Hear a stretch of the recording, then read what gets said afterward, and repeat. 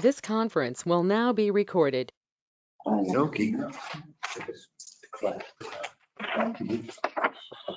F5. All right, there you go.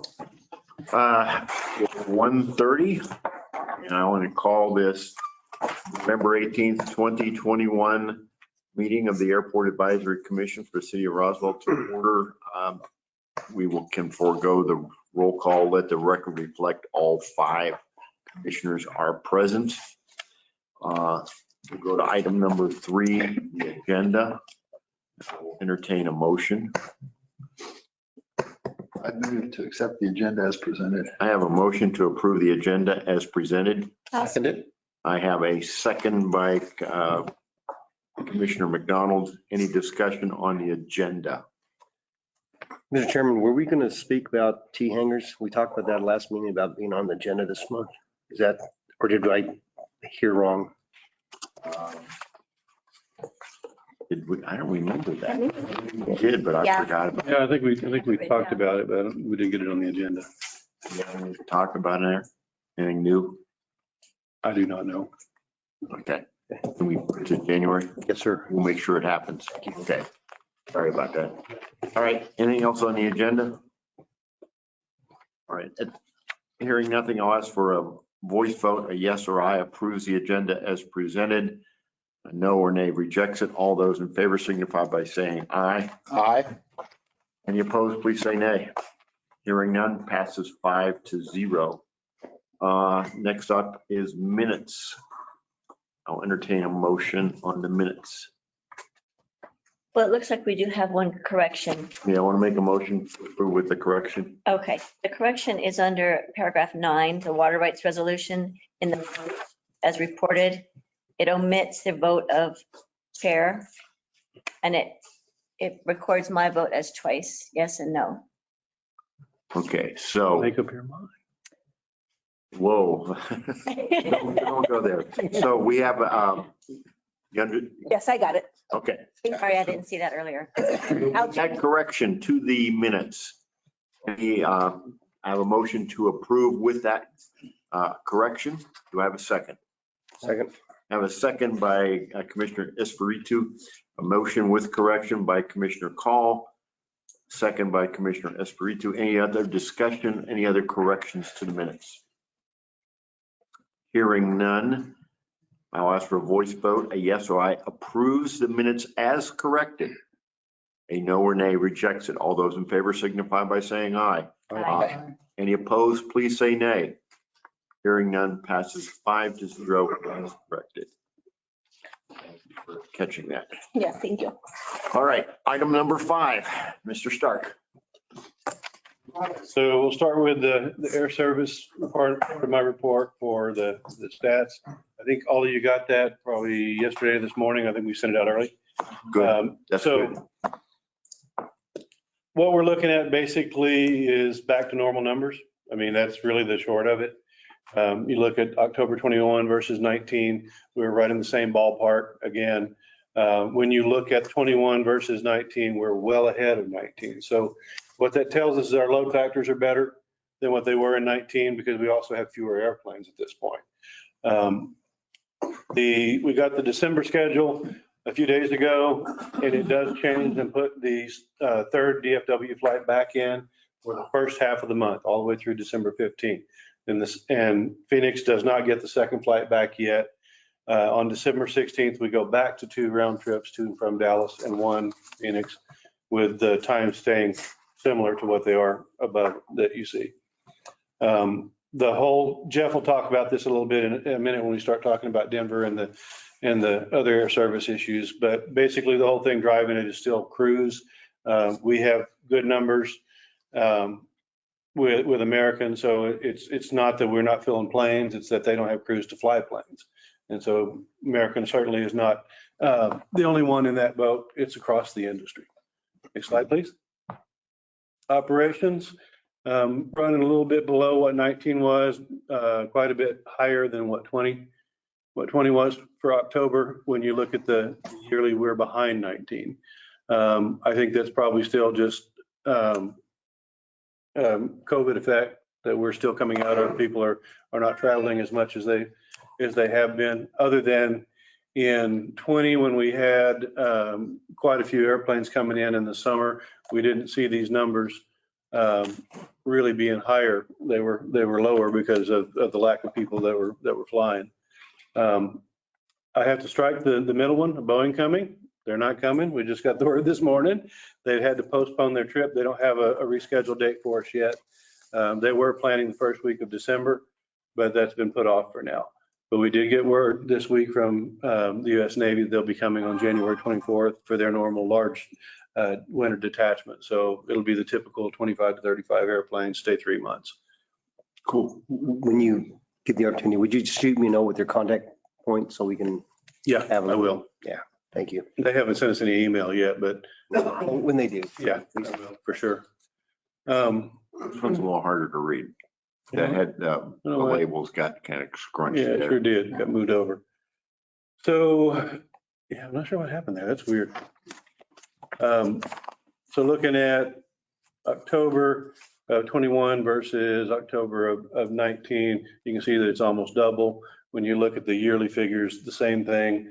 We're versus last year, it's also almost double. That's really probably the biggest difference. I think now we're kind of in a place where, we've got a lot of the bigger airplanes going out, so it's going to be naturally higher there. But we also are into the newer price structure that started on January 1. So those two things add up to the higher numbers over 20 and 21. And Let me make a request here that we do a total line, total fees okay, for starting next month. okay, Commissioners, you We can do okay with that? Yeah. So we can kind of compare, because what I'm seeing here is like fuel flow goes up when landing fees go down because stuff's Right. going out. exactly.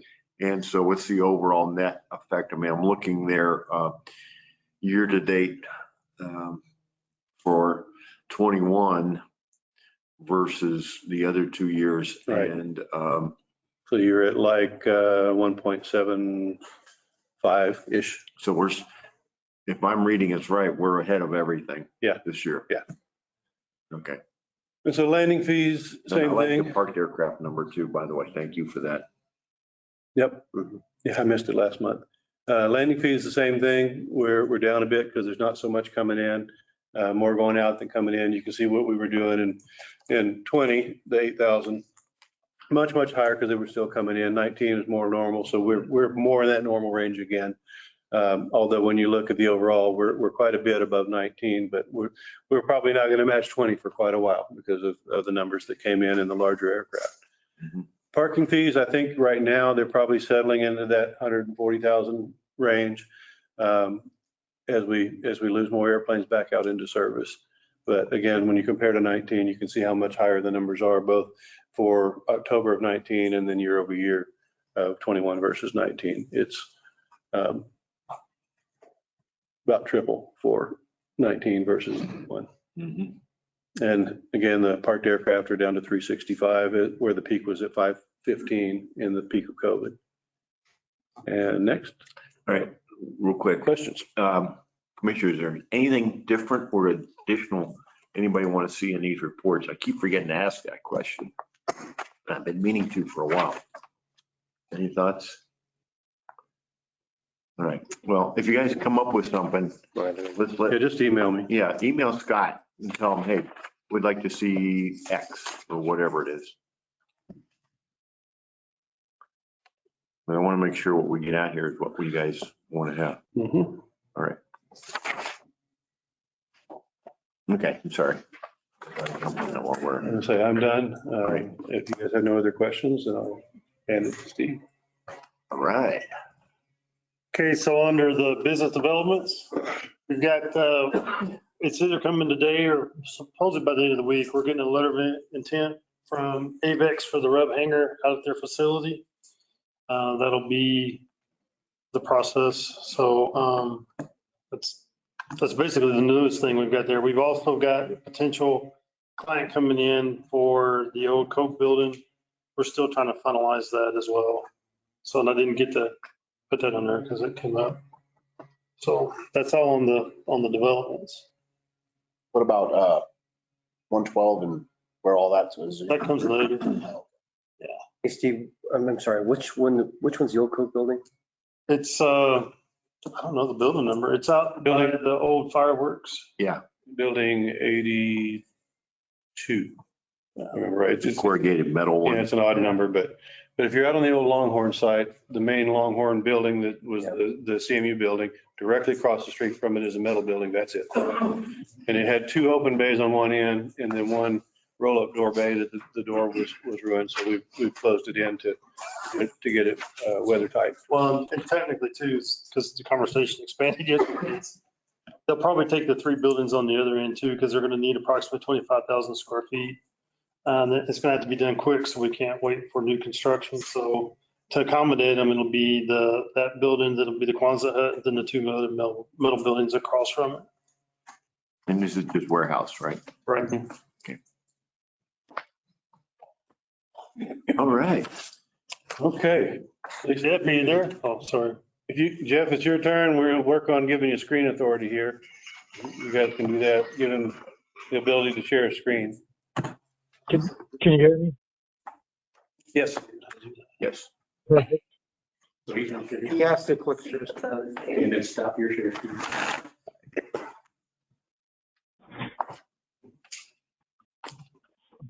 Okay, now There. you press the same button on his end. I'm still waiting to get permission to be able to share.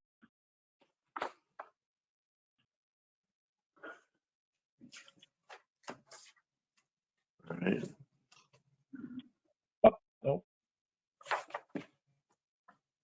Yeah, all you do is hit the He screen. said it's waiting for permission. Did you hit the screen share? Yeah, it says I need to still ask the organizer to make me a presenter. Click on his name, Right here? right? Right click? Or you can do right click there, yeah. Make presenter. There we go. Let me share my screen. Give me a second. Oh.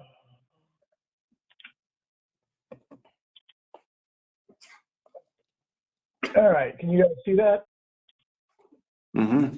Yes. Moving things around. All right. So doing a couple of quick things. When I talked to Scott a couple of days ago, kind of made sense, well, timing-wise. We just got the second quarter data from the DOT, so we'll look through that, and then we'll talk about 3 or 4 minutes here about the industry, and then we'll talk specifically about what's kind of going on with United and American. So again, just as a reminder, we've never seen anything quite like this before in the airlines. Things are starting to come back a bit. Passenger numbers are starting to come back, but we are definitely still kind of plateaued. So, going through the end of September at this point, we were essentially about 20% down year over year over 2019.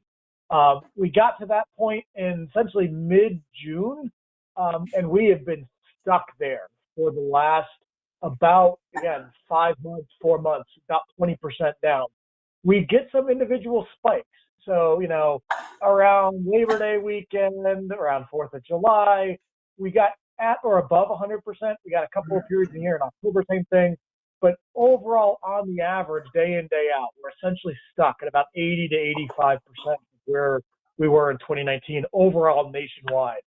Again, as we talked about, kind of tale of two worlds, still lagging very, very heavily behind the Northeast, the West Coast.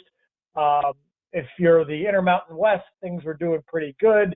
When you look at New Mexico, is kind of, smack dab, really in the middle, a little bit below average, but pretty much where that is on it. When Scott mentioned again seats, we're essentially flat going into the first half of December. We then overall for us go down a little bit as America makes some changes. That is essentially trending with where the nationwide is. As you can see, again, we've bottomed out about 75% down. As I mentioned, in June, we essentially hit about 10% down in seats. We've been stuck there, just like with passenger numbers, for the last 5 or 6 months. The reality is we're probably not going to ever get or at least in the near term, above that point. The airlines just took too much capacity or too many permanent fleet retirements, as you guys can see out your window. And that's essentially meant for the next year or two, we're going to be down some level. You've got some growth of low-cost carriers. You've got new carriers like Breeze and Avelo that have come in. But overall, the industry is still going to be down. You see January, February, March go out, the future being up. It's mainly because the airlines still haven't finalized January, February, or March. As we see those come in, those will start coming down versus 2019. Profitability, 2020 was absolutely terrible. First half of 2021 wasn't great. 21 with the third quarter wasn't bad, wasn't terrible. But that was because they still had some fairly large government subsidies out there for it. Those all ended on September 30th. There's only 3 airlines that made money for all intents and purposes without that federal subsidies. Delta was one, Allegiant was one, and if I remember right, Southwest. Everybody else lost money without those government subsidies in there. American lost almost $1 billion in the third quarter, which wasn't a bad quarter overall for passenger numbers considering the last couple of years, but still had a lot of financial pressure there. Fourth quarter, first quarter of next year, likely going to be a bit on the bad side, we'll call it, for all the airlines. Business traffic still hasn't come back. Regular traffic is still, down a bit, which means fares are going to be suppressed, which is what's really causing the problems. Compounded with that has caused a massive run-up in oil costs and fuel costs for the airlines. We were back to 2014 levels for the airlines, and that's not a good thing. So hopefully you get a little bit of easing on that, or fares come up, but right now you're kind of in a recipe for disaster for the airlines. As I mentioned, the overall business versus leisure, the yellow line there is a corporate traffic up through middle of October. Black line is the overall. So black line is down about 38% from tickets sold at travel agencies, 61% down for corporate. So corporate has come back, about 50% at this point into end of October into November now. But we're still stuck there. And it's really having to do with the Fortune 500, the big, Wall Street, Fortune 500, blue chip companies are the ones that really aren't traveling. The manufacturing, the mom and pop companies, agriculture, things like that, not, Citibanks and Boeings and things like that of the world, those companies have come back and are pretty much back to normal for everything we've seen. It's really coming down to those, again, blue chip companies that are still down tremendously. Roswell specifically, we'll get into. Keep in mind, this is through the second quarter. The DOT, for better or worse, still has some fairly large lags in data. So we will get the third quarter, through the third quarter, through September 30th, we won't get that until mid-January. So right now, we're essentially stuck for all intents and purposes through June of last year for most of the data. So with that being said, things started turning around a bit in May and June for most markets. Roswell is one of them. Obviously, we saw much better July, August, September, October than what we saw up and through June of this year. So overall, load factors at that point were in the mid to upper 50s on a year-ending basis. On an individual month basis, we were getting into the 60s and 70s during that period, and essentially ran that through the summer for most of the markets until we hit September, where we get the natural fall off as we normally have every September. Passenger numbers, again, this is through the second quarter for the year ending. You can see there overall we're down 37%. Again, as Scott said, once you start getting out through the end of the September timeframe, that numbers come up quite a bit as we start lapping the really bad last year with not so bad this year. But again, overall, I think the couple of pieces here, again, passenger numbers and kind of all over the board here. For whatever reason, you guys, we carried a lot more to Minneapolis than Houston and Tampa than we have in the previous year. Otherwise, we were essentially across the board fairly well down. Fares, and this is again part of the big concern for the airlines, has been fares remain depressed. So even though we got to the summer where passenger numbers were relatively flat for a lot of the country, again, maybe down 10%, fares were down between 15 and 20%, in some cases even higher. That has absolutely caused a lot of problems for the airlines profitability-wise. Again, another look at revenue fare trends. Looking seats and flights versus 2019. Again, as we kind of talked about, as Scott mentioned, we've got the sort of the third trip for the first half of December in there for Dallas. That then gets pulled out December 15th. We'll talk about that right now. So essentially, as Scott mentioned, the airlines have had some uncertainty, we'll call it, with crew. There are some short-term crew problems, both on the main line and the regional side. There's also a significant amount of unknown regional problems going forward. And I say unknown because the airlines aren't real sure what's going to happen when we get to January, February, March. Right now, with where the airlines regionals are, it's not terrible. Definitely not great, but we're certainly not back to the woe is us back in the 2017, 18, 19 timeframe that the airlines were in.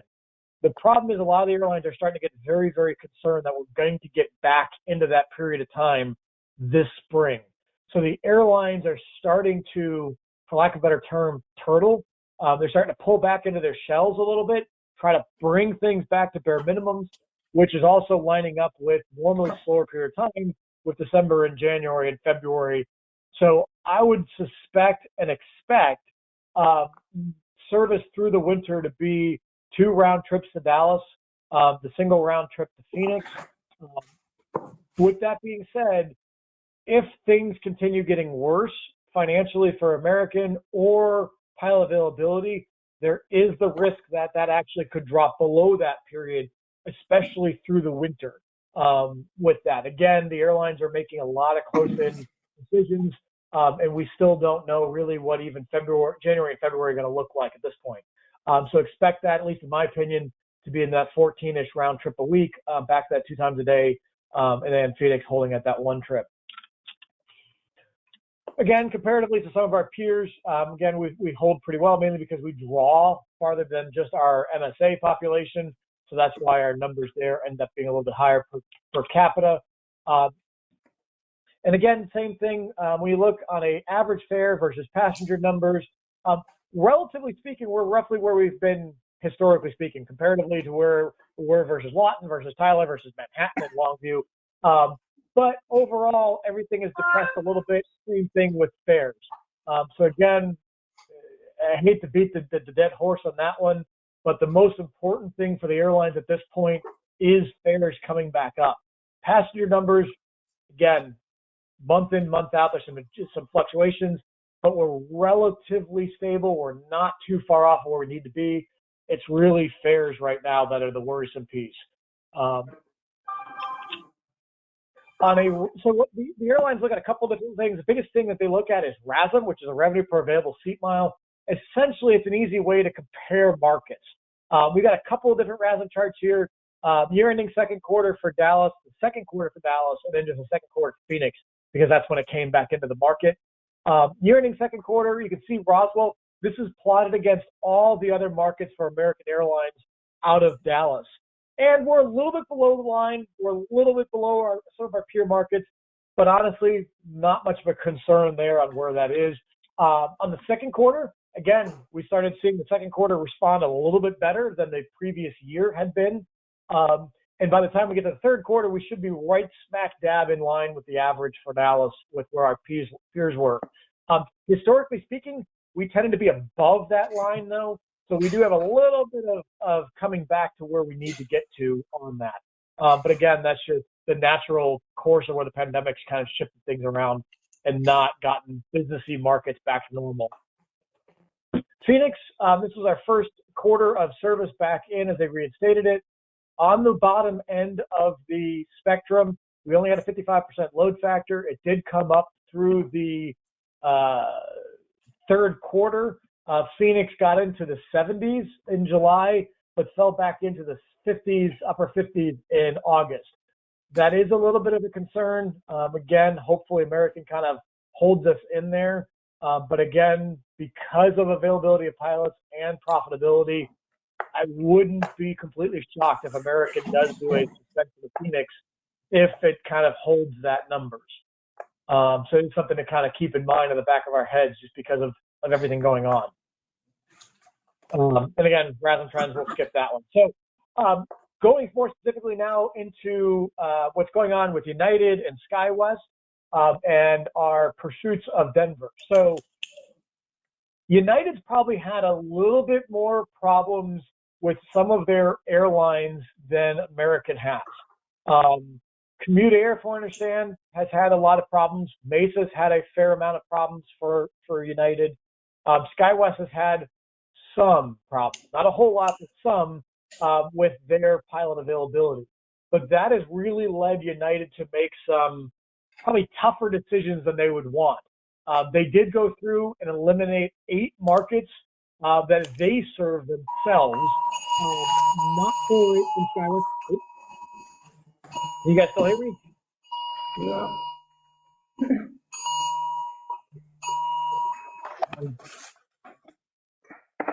Okay, there we go. Sorry, I just want to make sure that was not on my end. So United suspended 8 markets. These are markets they've served anywhere from a couple of years to 5 or 6 years. So these aren't markets that they've been in long-term legacy markets, but they have been in them a fair amount of time. SkyWest also relatively recently has pulled, I think, 7 or 8 markets over the last 6 months with United. Those were a lot of the markets they started through the pandemic with MRGs.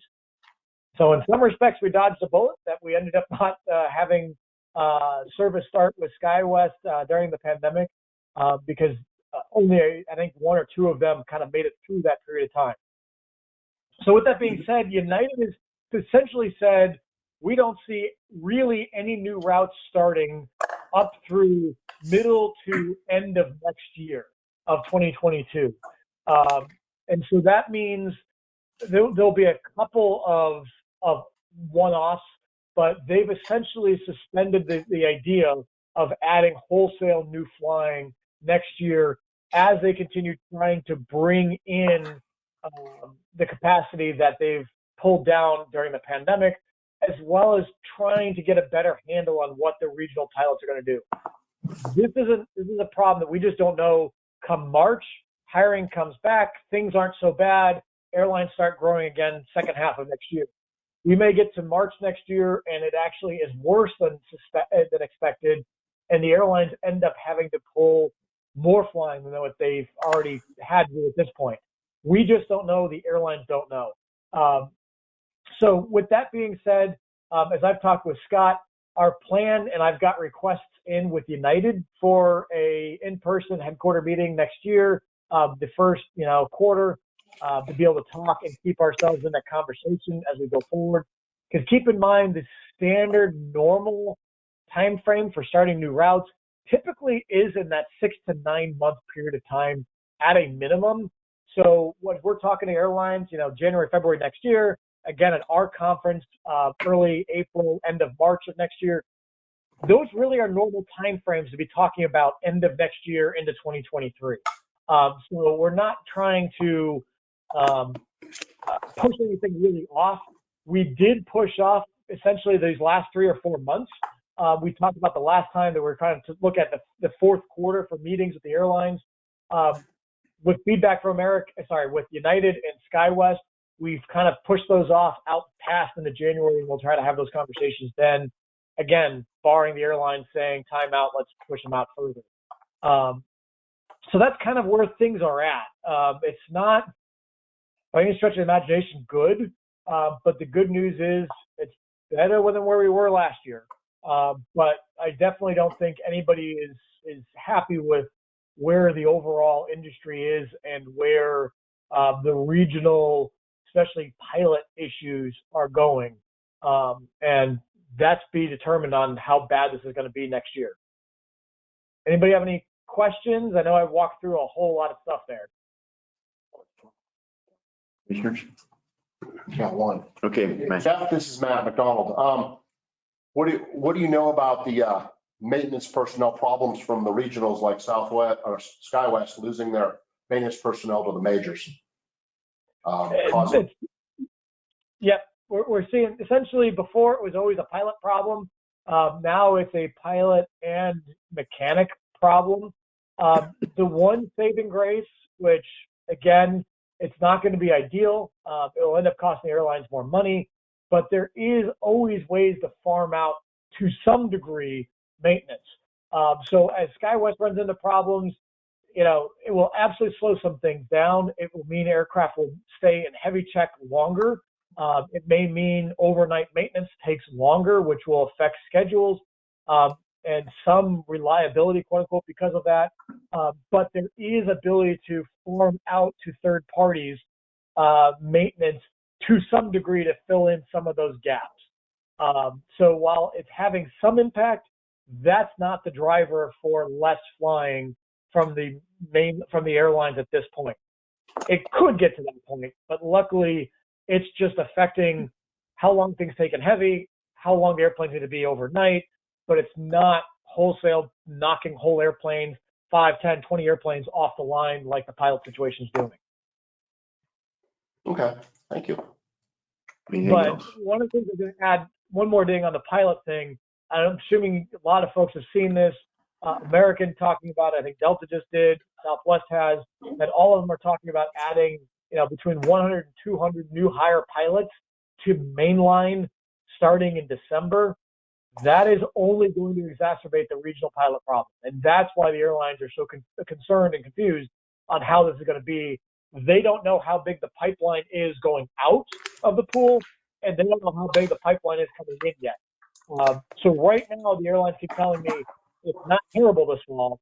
They're just really, really concerned that the pool pipeline leaving the regional pilot world is going to go from, a 6-inch pipe to a 36-inch pipe as the airlines start really, really jumping up the hiring of new hires at the main lines. And that could then drastically affect the regional. So everybody's crossing our fingers right now and hope to see what happens. Sorry. Okay. Anything else, commissioners? That's When do we want Jeff to report again? Not that, Jeff. Do we want to do it in February or March? Conferences when, March? End of March, first part. Yeah. Yeah, I would think right. Maybe after that conference, probably best. So, Right before, right after. Yeah, I mean, before we can talk about who's got lined Yeah, up. exactly. And maybe the results of the conversations we'll have at the conference. so we're saying Jeff comes back and talks to us in, Which one do I do? This one? Or this is where we left off? We want to do one, I'd say after the conference, we want to talk about the strategy going forward. We have a brief one. That's kind of the way I see it. I think it's more important here after the conference. okay, That's what I'm thinking. so we're thinking, After for sure. so that would, Fingers crossed, man. April, right? Yep. So Jeff's still here, or we lose him? So I'm here. Okay, so the consensus seems to be to have you come back, give us an update in April. That good with you? Oh, yeah, absolutely. And frankly, we'll probably just pencil me in to come out there because it's been too long since I've been out there in person. That way I can do this in person. We can talk about everything that's been going on, updates from our conference, and just kind of normal how things are going. And then kind of as an update too, we'll have an update to the visitation estimate, that GPS tracking. We'll be doing that very first half of January.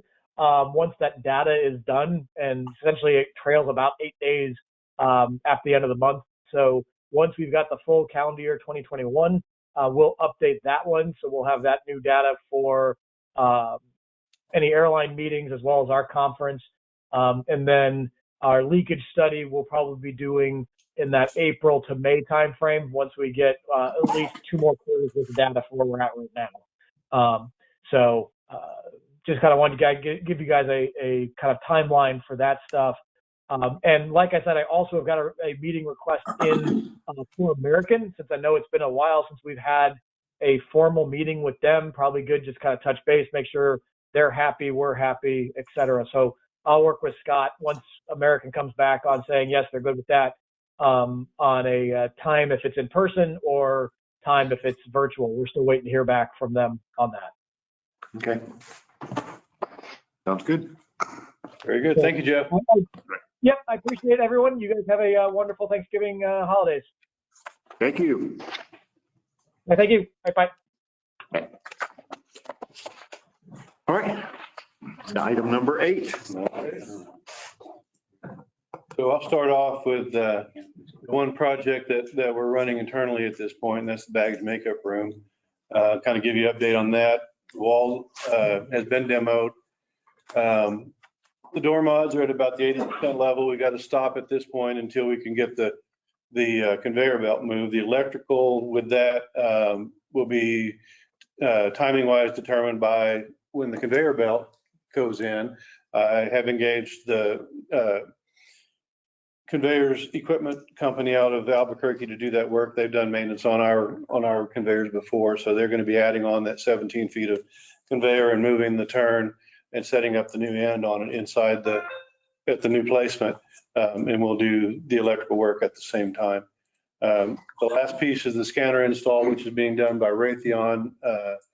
TSA is paying for all of that, and that is tentatively scheduled for the second week of December, assuming that we got all of our conveyor and electrical work that we need to do done, but they're flexible and they can push it if they need to. The only worry that I have is that we may not be able to get some of the parts for the conveyor add-on because of supply chain issues. The conveyors equipment hasn't expressed that yet. They seem to be good to go, but considering the atmosphere and the rest of the world, people getting things, that's really my only worry on the whole thing. So it's going pretty good right now. Had a discussion with Raytheon yesterday about it, and they're actually impressed that we're this far along already. They're not used to things being ahead of schedule. And I'm like, well, it's not ahead of schedule till I'm done. So that's kind of where I am right now, but it's going well. I think at this point, there's no reason to think we won't have Raytheon in there the second week installing that scanner and getting it certified. So by the end of the year, we should be using that. Okay. And with that, I will toss the ball over to Mr. Mike Garcia to present the projects that Armstrong is working with. Good afternoon, everyone. Yeah, let's go through, start asking for an update on a few things. So we can go to the next one. Go through. The first one you see there again was the terminal parking lot. We have the schematics all done, everything's all designed. We're working on specifications and a few of the FAA required items, such as an engineer design report. And so we're working on those documents right now. We'll be submitting this to the city engineer for his final approval and get the approval from the fire department on everything, and we should be really good on this one. Currently too, actually going on construction right now, taxiways Alpha and Juliet are under construction. We're about 25 to 30% completed on this. They're putting, actually we're out there this morning. They currently have the subbase going in. And again, this construction consists of the pavement structure going in along with new edge lights and signage. We did correct a few things that were required for the FAA 139 inspection, so we're correcting a lot of those things that were out there from that were left as a remainder from the Air Force. What was the cost of that project?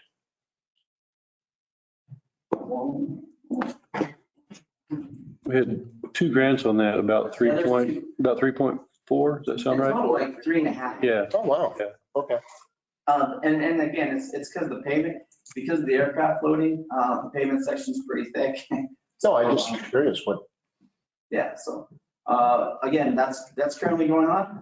Everything's going good. The timeline on that will be, we're hoping to finish that by the end of December or first week of January is what their contractor is looking for with the holidays coming in. The site work, again, we're still making a lot of progress on this. The soil borings were done, writing on the geotechnical report. We have a lot of the removals and things all ready to roll, take out. We have the drainage study underway. A lot of stuff is underway with that. So, again, it's just taking care of being cautious of what's out there. There's a lot of things that the Air Force left, and we're just trying to mitigate a lot of things out there. Any surprises? Not yet, sir. So far, we've been good. We've been working with the Public Works group really well. Lewis and his group, Lorenzo, they've been so helpful, and they've been helping us with the water line locations and things. Oh, this is Earl Cummings right here. Sir, This is Mathis. Mathis, and that's the route into, We don't know yet. We're working with Lewis on that, to be honest with you. He's gonna help us. As far as the traffic, and how he wants us to have the ingress and egress out there. So we're waiting for him on some direction. We gave him some traffic counts, so we're working with Lewis on that. okay, So where's Dean Baldwin? Okay. up there, right? Yes, sir. That's like right where the 811 is. Right. So the left side is over here then. Yes, sir. That's your taxiway out there. Yes, sir. Okay. Okay. And that's just the removal sheet, so it's hard. If you just want to do something. Okay. Yes, sir. So this is your master drainage study. We have started that. If you go to the next slide, the first concept you have to do is identify the basins of which are impacting the air center. So we've gone through pulled the topos and looked at all the tributaries. So we're reflecting all that data, and then you go back. Once we get that data, then you can go back and through a lot of the software programs that have. If we go back to the other slide. There you go. We can this is like just a rough draft of what the 100-year flood would look like on the air center.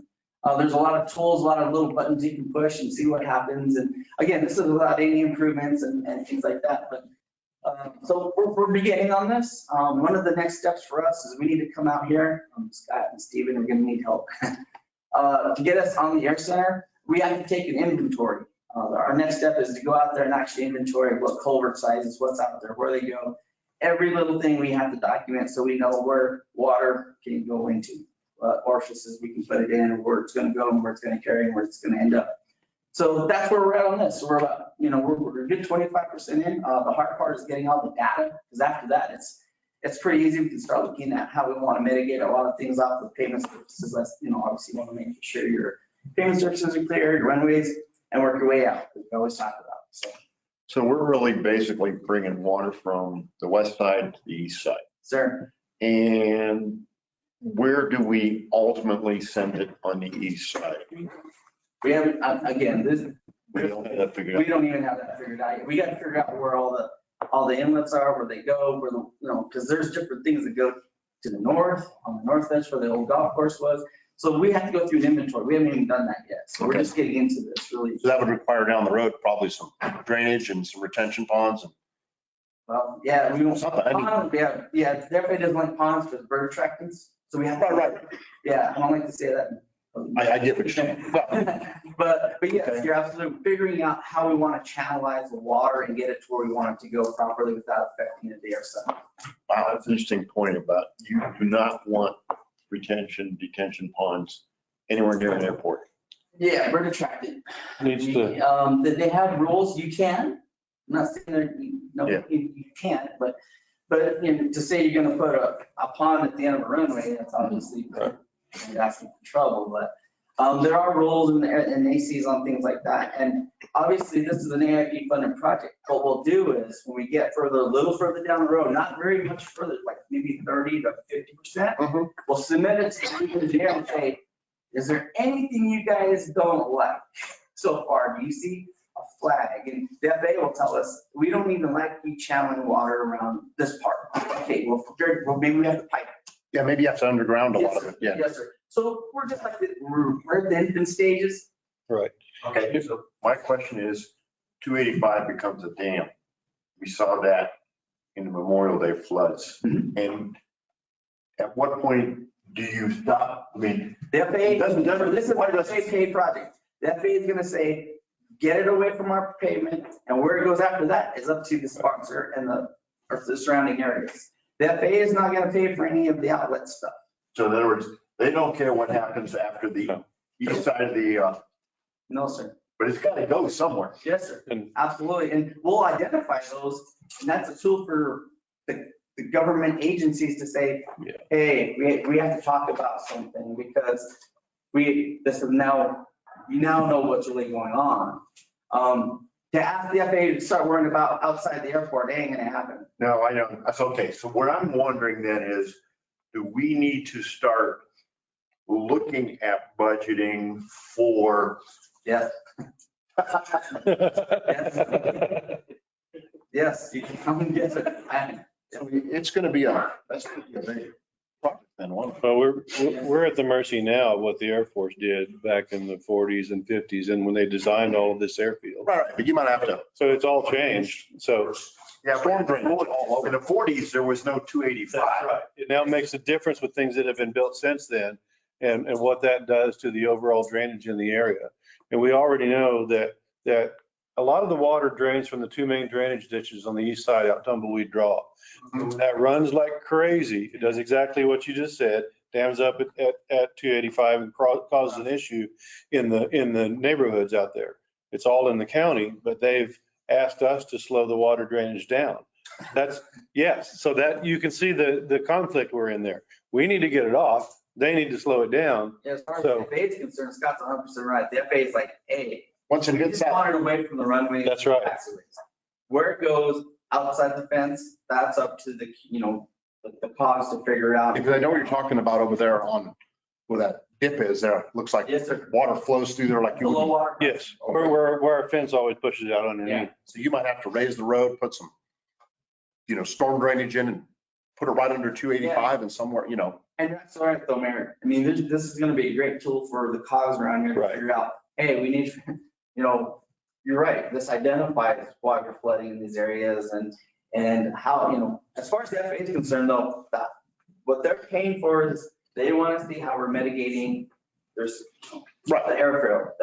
So there's two parts that I'm trying to figure out in my head is the study for what happened, this is outside the scope of what you're doing now, but studying and what happens from this point, I assume this is basically it. It's one of the outlets. And that's the other one up there. Now this one's got a channel under 285 right at the railroad tracks on the north side though. Mhm. There's nothing on the south side, but we're looking at rebuilding that whole intersection of Hobson and 285. And does that need to incorporate a drainage option for getting stuff on the south side of Hobson? If you know what I'm saying, if we're Yeah. already going to rebuild that whole Not intersection. right away against the fence. Again, yeah, I'm not sure when they rebuild it, what it's gonna look like or anything, and I Well, don't. the ideal situation is that becomes a full-blown perpendicular intersection with acceleration, deceleration. So that right now, if you're southbound on 285, you cannot make a left turn to go east on Hobson. But That's a great, yeah, absolutely. I mean, we're in the infant stages of this and I don't know, those flows could change with what we do. Maybe the water maybe we do something different, but I'll be honest with you, water goes where it's gonna go historically. You don't want to fight Mother Nature. you can't. Well, you can because it costs a lot of money. But the reality is this is the 100-year flood, for instance, the FAA and their world.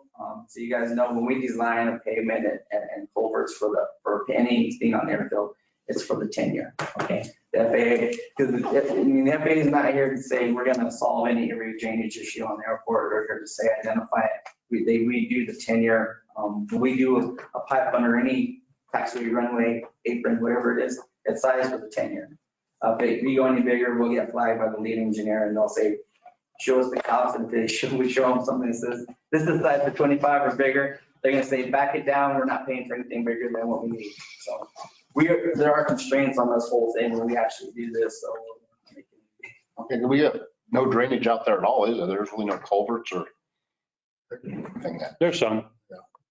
I mean, you can see. Well, you're right there, it says 84-inch pipe Yeah. that actually goes around there, but me and Chan actually walked, we've been in there, we walked that thing and it's pretty fun. Oh, okay. All right, well, But that's the update on that whole thing. That's where we're at. Like I said, we'll be getting with Scott, and Steve. We'll be needing, assistance to get on there. We're gonna need some time because it's gonna take us a little time, maybe 1 or 2 days even, to go out there and click each one, so, and figure out waterways on the airport. Yeah, I think we can anticipate that there will be projects that'll be driven out of this study. It's just, we don't know what they are, where they are, what they cost yet. That'll all come later. That's what it'll do afterwards. We'll have flows in, flows out, the start grade, and then we'll give a cost of improvements. And then we take a long Like term. we say, we want, I want maybe, the road down on the bottom there. Maybe we say we want, a 10-foot flat bottom ditch to go to the east, so we'll cost all that in. We know that right now, a 100-year flood goes right through the terminal. We look- 10-year flood goes through the terminal. What the hell are you talking about? I'm hoping for 100. Right, we sandbag it like at least once a year. It's like an Yeah, we annual do. thing. We What do. the heck? That's what I was thinking. That could be a major construction thing, couldn't it? Anyway, Mike, So what's the normal process for the planning piece? Because obviously we don't know what needs yet. We just know there's going to be a need. Is there a process with infrastructure? I don't know. well, that's kind of where I'm chewing on in my head is, there's a lot of work to be done. And what I'm wondering is if we should, the risk of sounding crazy, but ICIP for the city for 24, that we put in something in, that the Air Center puts in something at that point for the 2024 ICIP to deal with water flow away from the Air Center. I don't know a better way to word it. No, at that point, we should have some ideas of what that's going to cost. So we have backup justification as to why we're asking for whatever we ask for. Yeah. That makes sense to me. Okay, so that's kind of what I'm, And that may be something at some appropriate point to make the county aware of what, is going to happen to them as well. yeah, exactly. I mean, we're a bunch of big flat pavement out there. And so water goes somewhere, it doesn't go down. So It's going to move. permeability of the soil out here is not very good, so it will flow. Yeah.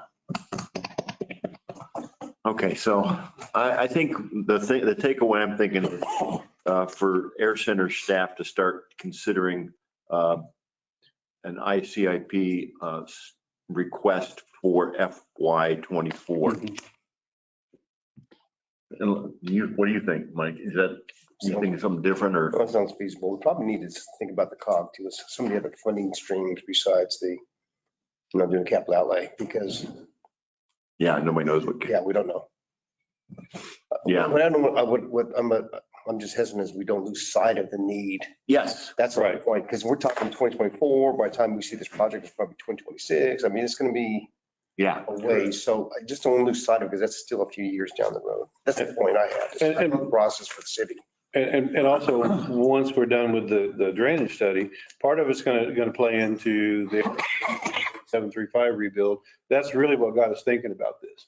And then the terminal being flooded occasionally, the discussions with the county on the east side of how that water flows. And it got us thinking, well, and the redo of taxiway Kilo and what happens over on 91, the water now goes across the ramp over there. So it's like there's been enough changes in it since this was done that we're seeing results now that are not desirable. So the idea is to get a handle on the whole thing and figure out where it takes us. But we know it's going to take us into knowing what we're going to do on runway 17, which is a 24 project.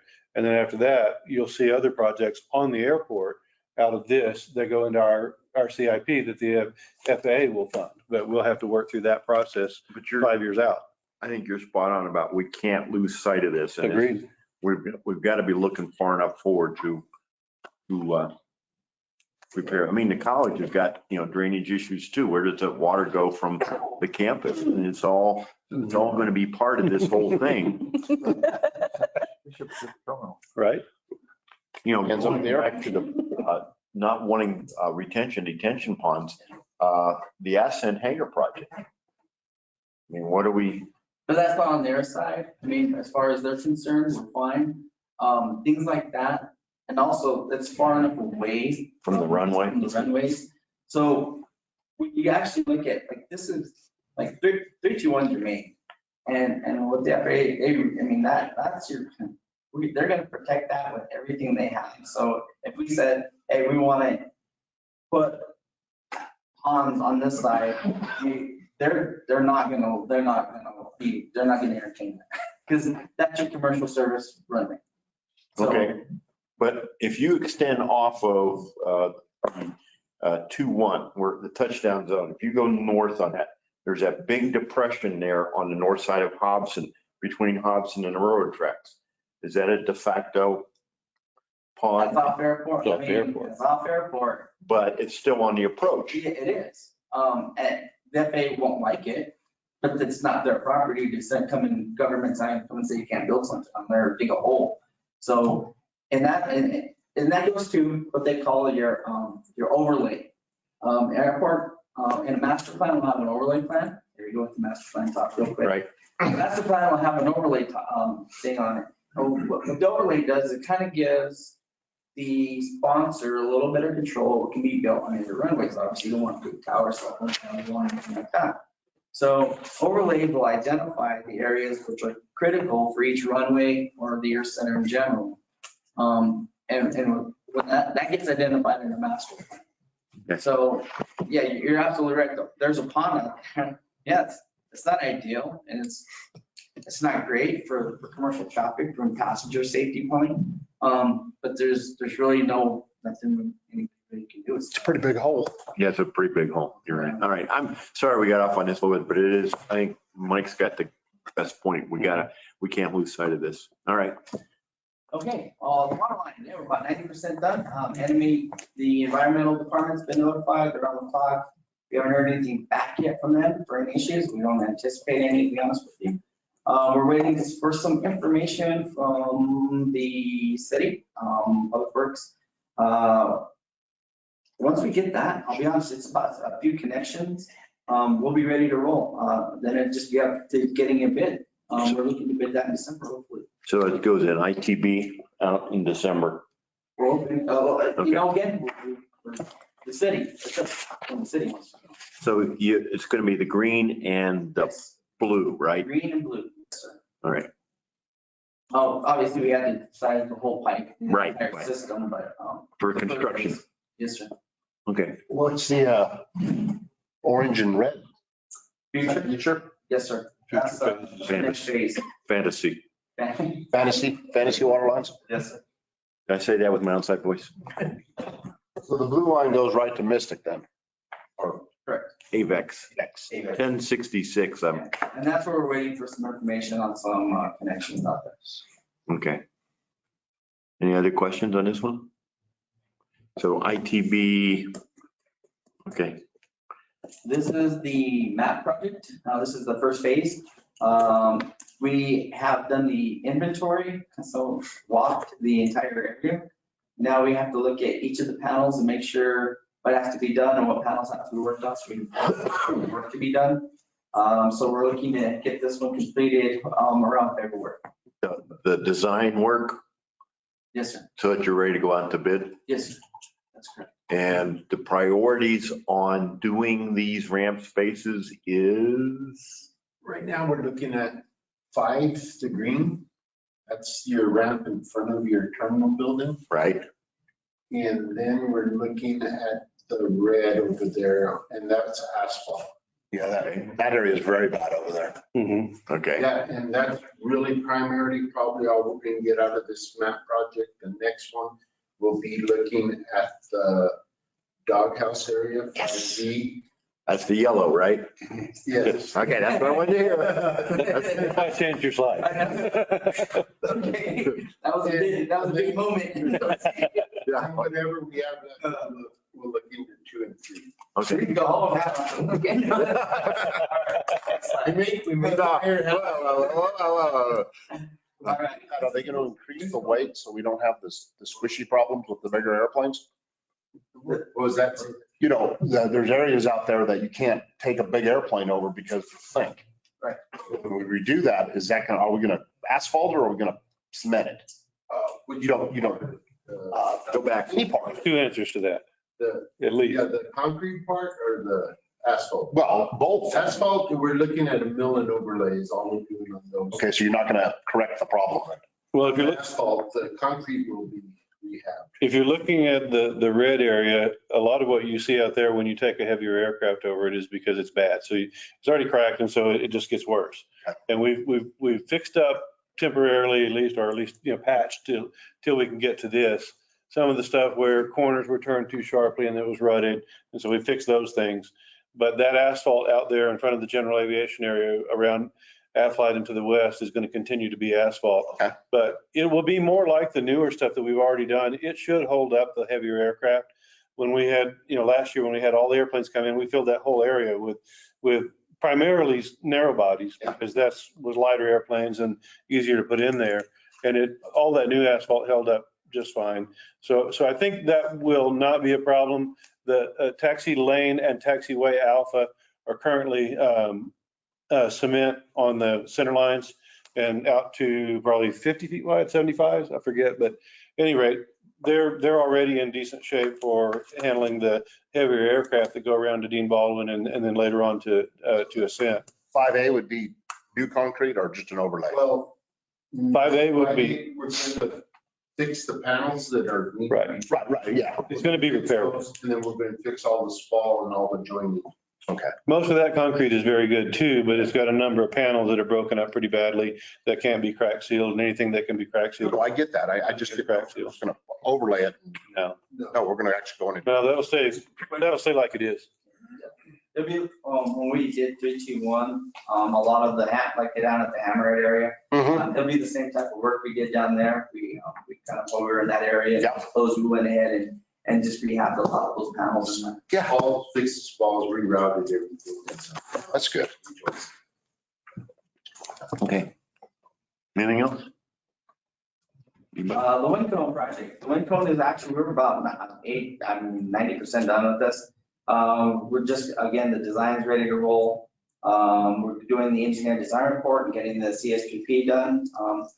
Scott, Steve, we sent you some documents if you help us with that, please. I saw that, just haven't had a chance to get. Yes, sir. Yep. Okay, so we can get that done. I will submit that to the FAA, probably in first or second week of December. And I'll be honest with you, with this group, the FAA goes away from about the second week of December to early January. So I apologize. It's going to sit on somebody's desk for a lot for the holidays. So we'll hopefully bid this in January or February. That's probably what we're looking at in reality. Okay. To be honest with you folks, it's just the way it is. So, but the project's done. We just got to do the report part. The good thing is this, with the wind cone that we currently have is fine. It's just 3 feet in the wrong place. So 3 feet? 3 feet. Oh, my God. I might roll out and make the roll. Rules changed and that put it inside the area it shouldn't be in. Did Christopher do that? Did he move it? It was, you know, I saw Chris downstairs. That's a test. You got this time. All right. Thank you. Thank you. Thank you. Thank you, Mike. Sir. You added that. That's cool. So on the strategic business plan, it's in RFP or in purchasing, waiting for RFP. It's probably going to be after the first of the year. We've got a janitorial in front of it as well as a security RFP. Procurement's down, they're purchasing officer, so everything's going to be drawn back. So I'm not expecting anything probably till February, March. Ouch. Yeah. But we will get a chance to look at the RFP as soon as, That's what we said we want to do is the AAC would review it, recommend to the council, then the council, or they'll go to legal and then council. okay, Snail's pace. yes. Yeah. Oh, this is me. This one's you. So this morning, at 10 o'clock, the city was part of a presentation to our area legislators on the infrastructure capital improvement plan for FY 2023 3 for this air center in the city of Roswell, overall. There were 2 air center projects on it. One is a request of the governor's office. Basically, it's $5 million to do everything. Hangars, warehouses, infrastructure. It's, whatever base. The idea would be that broad enough in scope, so we get the approval for it, we can move quickly on projects. And I'm thinking what we'll talk about here in a minute, the RUB building site. In other words, if we get another RUB structure, being able to use these kind of funds to go forward with the site preparation, or even acquiring the structure itself.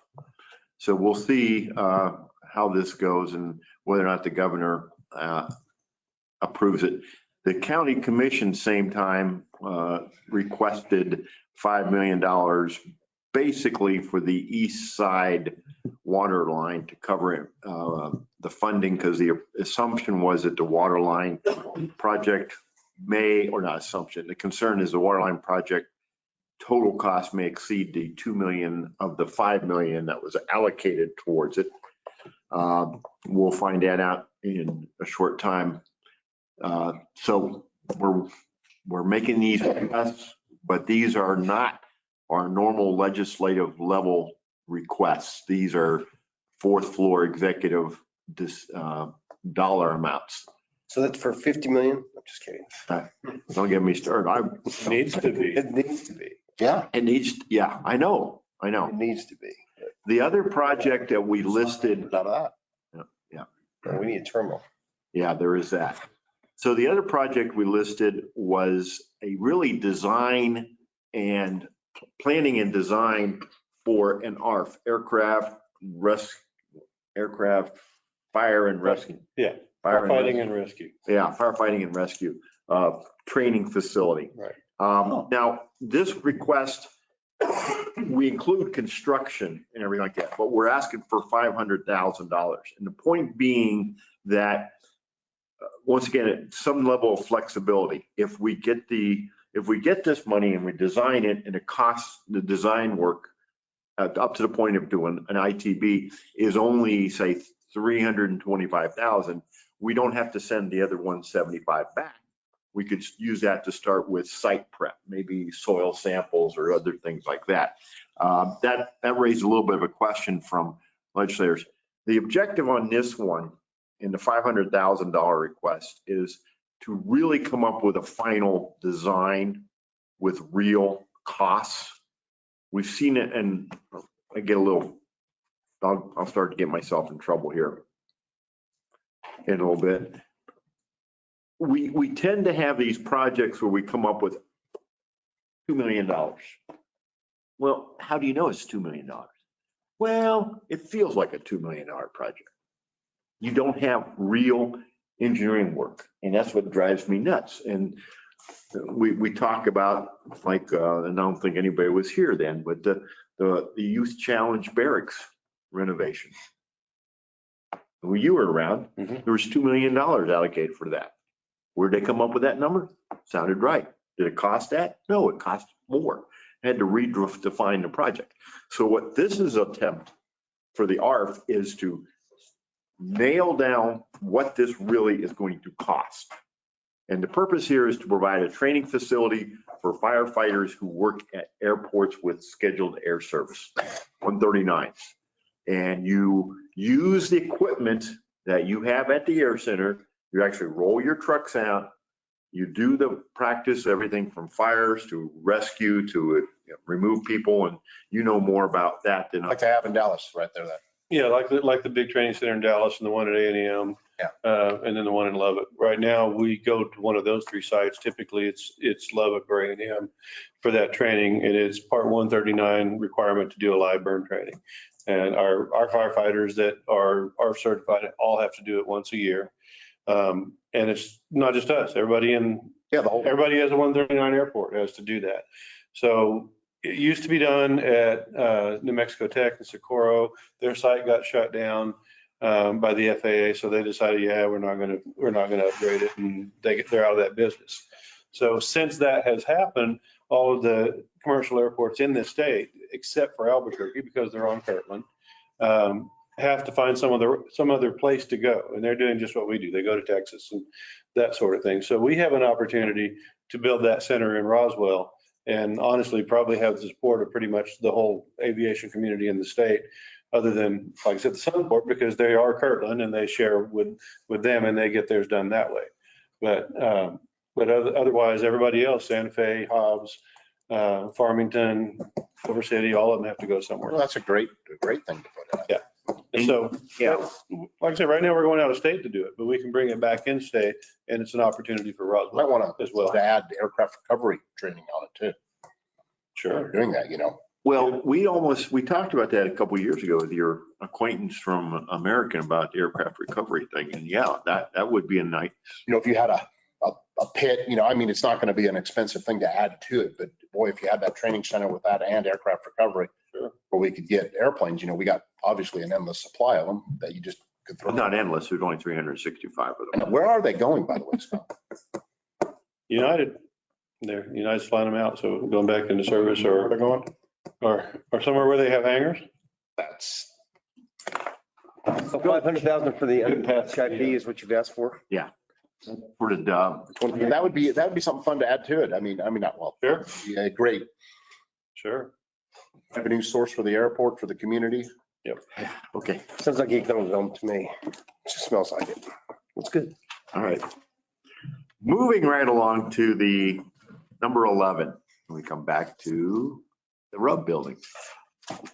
So there's not any material with this, but this is basically the part, we can go to the next slide. There we go. We've got the 650. We've already done that with the building to purchase the building. So that the purchase is in the process, but we've still got a ton of other stuff to do afterward. You can see that I put things up there that I thought about, but basically, other than this slide, there's not really any paperwork or anything with this request, but what's estimated to get the building up, standing, ready to start putting people in it is $1 million for the site preparation, foundation, those type of things.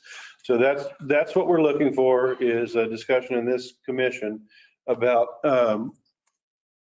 recommending to council that they authorize the city manager to spend $1 million to finish the prep of this building. Up to $1 million.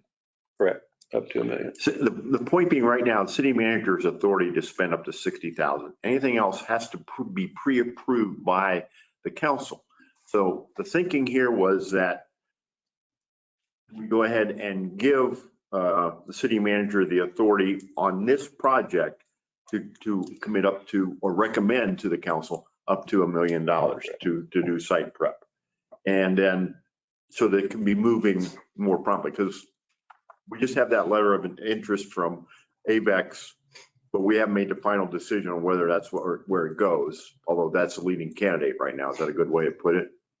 Yes, because the reason we got to move this is the letter of intent's coming down. We're going to be putting them under pressure for the next month because they're going to need that hangar by the May, June timeframe. So it's one of those things where this has to go pretty fast when it gets pulled. So this is to streamline the process. You know, when we talked about this at that whatever council meeting that was, I think the city manager did kind of prep the council that it would cost $1 million to do this. I think that was already said. I think the council already knows that. Just a matter of allowing that variance to happen. And so what I would like to see is that this commission will recommend to the city council that the council grant to the city manager the authority to commit up to $1 million for site preparation for the RUB structure. This project. So moved. I'd like to make that motion. Okay. So the motion is the commission recommends that the city council authorize the city manager to commit up to $1 million to do site preparation for the RUB structure that's been purchased. I'll second. I have a motion by Commissioner Espiritu and a second by Commissioner Call to approve that. motion. Any discussion on that? All right, I will ask for a voice vote. A yes or I approves that recommendation. A no or nay rejects it. All those in favor signify by saying aye. Aye. Any opposed, say nay. Hearing none passes 5-0. Okay. I'll go for the next month's council meeting. Yeah, next month. Because tonight's the meeting for this month, right? So. No, tonight's, but the next one is in 3 weeks So because we got postponed. So we're May. There's no meeting tonight? There isn't a meeting tonight, but the next city council meeting in December is December 9th, which is only 3 weeks from today. this one got pushed back. So it'll meet that one so we can get this moving forward. Yes. So we Project. do foresee it going to finance and then to council? Council. I think we can go straight to council on this. I'll talk to Councilor Perry. Yeah, I think they would probably agree. Yeah, I don't think it'd be a problem. Just looking at prices. Which will be good because our goal is to have the proposal with AVEX going to the council, next council meeting. So if both gets done, then it's a good, clear shot. Yeah. Yeah. Yeah, it kind of goes, you guys are right. I mean, snail's pace on some of this stuff and how do we get around some of that? And this is one where I think we can move more promptly. All right. Item number 12. So this is about the demolition. And actually tonight I was wrong. This wasn't approved. We were given wrong information. The council approved, it goes before the council tonight to remove the tanks in the tank farm and then the tank by 1083 as well as the aircraft that the city had. We've got it moved. The fire department's going to use it as practice until they're ready to salvage it. They're going to use it for punctuation or puncturing and stuff. So That one or those three? no, the aircraft's what they're going to practice on. These two will be salvaged. So basically, this is a zero cost to the city. Contractors agreed to come in and take it for the salvage. Wow. Yeah. So this is a freebie. And then, We have to, yes, the other three. So these are the ones that'll be going before the council next month for demolition. Just saying, what? will the removal of that, will that trigger an ESA of the tanks because of the ground underneath it, the tanks? Yeah, but what we're hoping to do with this is, with the tank farm, is it goes ahead and starts letting it air so that when we do, we're not fixing it all. So we go ahead and take the tanks out and then, Leaving the foundations. yeah. Because of the cost of removing that concrete. So we're just getting the steel off of it. Okay. Well, my question was, with that's going to trigger an environmental study on after the removal of the tanks. Right. To verify or create a baseline of what. You will the plant's eventually, like. sure. Yeah. Because those aren't, Do we have to do it when they're done or do we have Yeah, to that's wait right. until they're start to do something on The it? blue tank. I got to look at the New Mexico regs, but usually it's when you start messing with the foundation that you have to, Okay, they're going with federal guidelines. The federal guidelines are when you start messing with the foundation. but if we leave the foundation, then we don't have to mess with it, but we start to. Right. Well, you may have, Mike, you guys, what's the New Mexico rule? Is it when you mess with the foundation that it triggers? We've always done it in one shot, so anytime we take a tank out of the ground, they used to have the underground fill tanks, so when we take it out, we had to do it right then and there, so we've never had an above ground issue like Yeah, this. it's different. So I don't want to direct this group. Sure. Okay. well, there is a cost associated with that. That's Sure. something we'll have to consider. And we know we'll have to do it. Yeah. Right. If you go to a phase 1 or phase 2, it could be pretty costly. So, But That's why we don't want to mess with the foundation. petroleum tanks it's really not that big a deal. The hydrocarbons mitigate themselves pretty quickly. It's when you have the stinking dry cleaners that are the problem. These, I think if you just, It depends on how long they've been in the, I mean, if they leaked, if they, you don't know. not fuel? There's obviously. No, it was, If it was just. water. So that won't be a big issue. Leak, so they were able to take the samples, take them to the lab and say, nope, that's within the things, you're able to cover it up, you're good to go, fine. So we've never had any issues because none of our tanks leak. okay, so let me ask you this, could we take soil samples around the foundation without having to remove That's it? on that, I don't know those Okay. costs. So there's no underground piping, right? There's no. Yeah, there is. There is underground piping. See, that's create another issue. So But there's a Like pipe. that, when we start messing with the foundation, then that's when it's going to trigger. Okay, And we start pulling the pipe out of the ground, it goes back to just like the tanks, and we probably had to do the phase 2 before that, and before we start that. So eventually you have to yank the pipe out of the Yeah, ground. we're gonna have to go to phase 2 because there's already, Yeah. phase 1's established because it was fuel. So that's already established. There's only spending $5,000 on that. We just go ahead and go to phase 2 and do the testing. I'm happy to see the tank's gone, but we got to create some other on it. No, you're right. That's why they're still sitting there. yeah. Make sure we don't incur that until we're ready to. Well, again, there's going to be a cost associated with that, and that's what you need to be aware of. Yeah. Okay. I know that the mayor doesn't have an open wallet, right? So He doesn't? Depends on who you talk to, right? All right, let's keep. All right, so the buildings that we're gonna target for next month, will be building 93, or, not 93, 73. 73? That's the one where the doghouse is going by the old crunch pad. Yeah. Yeah, that's gonna come down. Didn't we spend money on that? No. No, and I think it was already, Put money on Oh. Is that really 73? on the upper left, yeah. Yeah, but I thought 73 was, 74 is the one. 72. 72. Okay, all You right. can see the corner of 72 across the street. Yeah. Okay, never mind.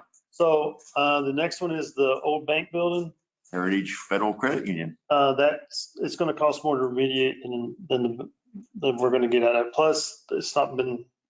Been empty for 3 years. So, the other one is the pump house, the old pump house in front of Hangar 84, or across from Hangar 84. And then again, building 112, which, it's gonna be less expensive to demolish it than it is gonna be to try to remediate it. What about the water tower? Doesn't that got to come down too?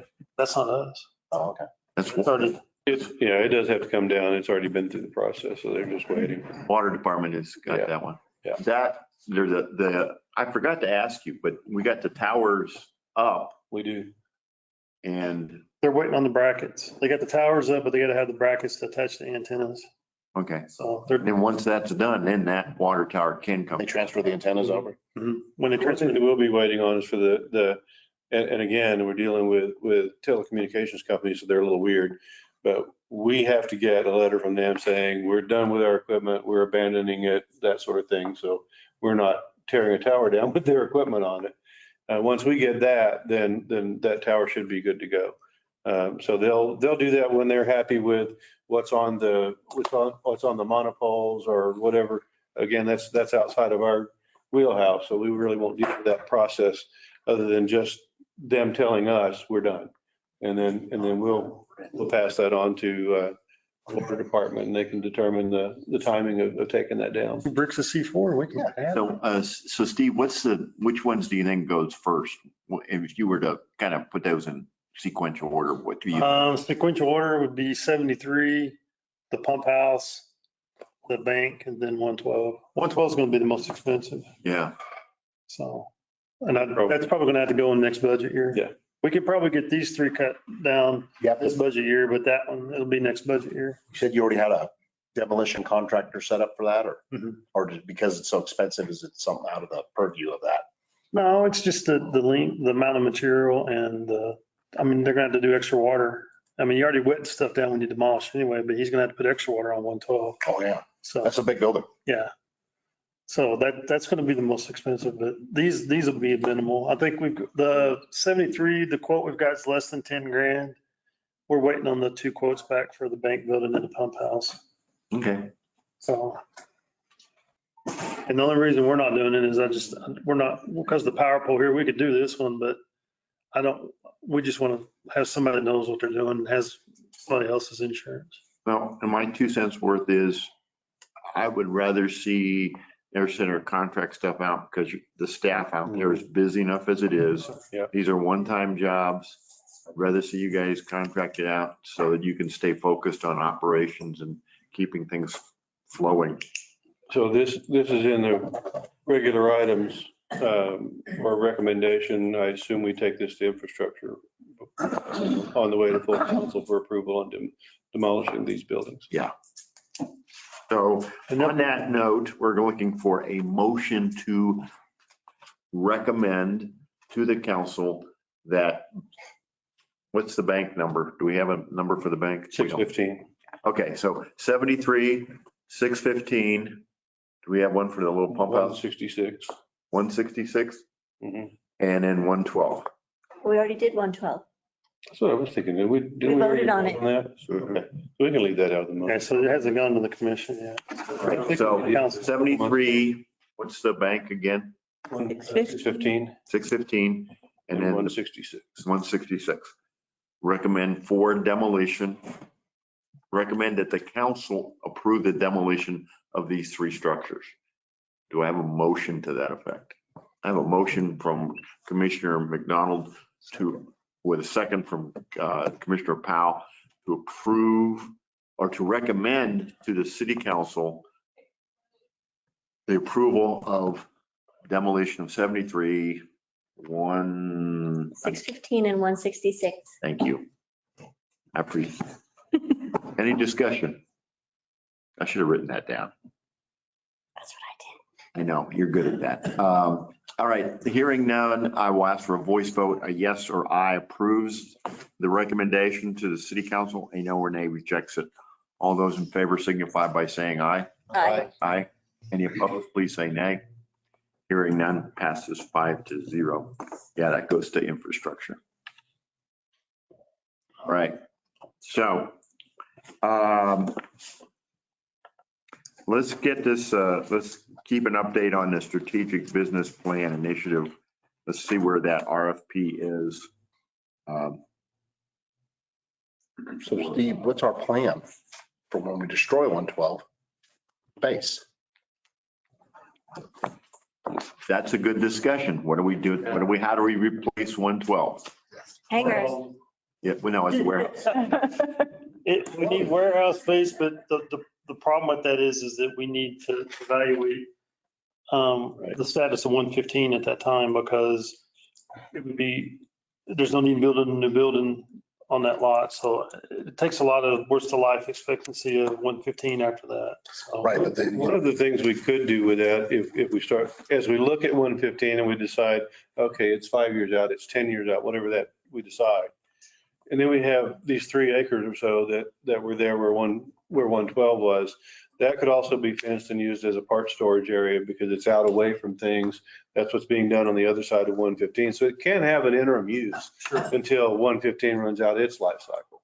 So that, I agree with Steve that we need to take a holistic approach to it and make sure that we don't block ourselves from doing something that, we would regret being blocked from later. And I'm talking about like the material that's in there. That has to be stored somewhere else. It's being moved. Yeah. What's it being used for right now? It's storage, but the tenants are going to be out by the end of the year. But do they need a new place?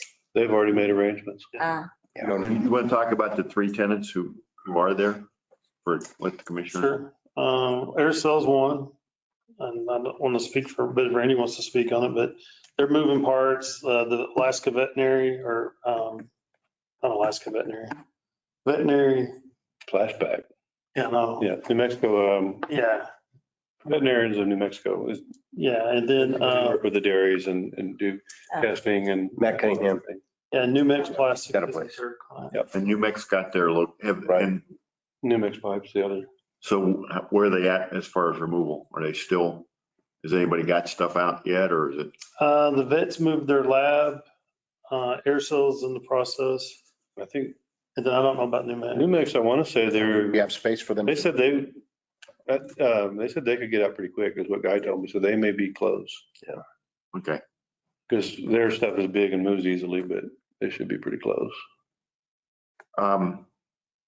But our next meeting would be December 16th. And I'm wondering if that's too soon to discuss the future of the 112 area in 115 and whatnot. Maybe we kick it around in January, January 20th, which would be 2 months from now. Of course, the holidays are in.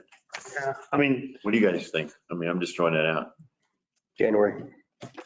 January. Yeah, we need to give them time. These holidays are, I mean, Yeah, everything is going to get jacked. Mm-hmm. well, and the other thing too is that I would request for us to move it to February because we're going to be working on the road building and then the other client coming in. So You want to do it February? Is that February good for you guys then? Yeah. Yeah, okay, Well, we're not pressed, right? So I think we're fine as far as time. okay. I don't see the building coming down until the next budget year anyway. Right. So February. Okay.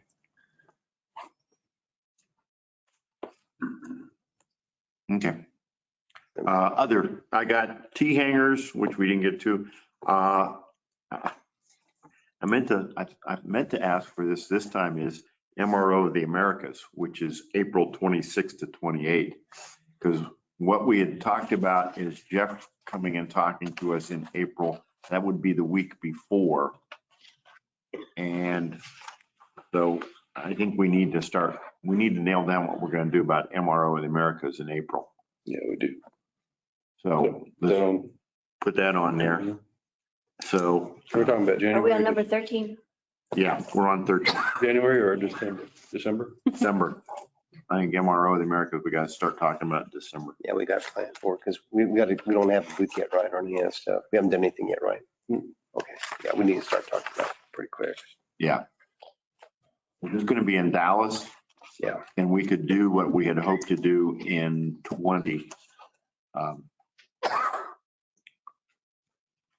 So, The other thing that we were thinking that we would talk about today is kind of an inventory of building sites for future hangars yeah, that we this, didn't really, Yep. and this might not be a good month. I mean, you might be too busy. That's what happened this time. The agenda got very crowded, so we had to drop a few things off.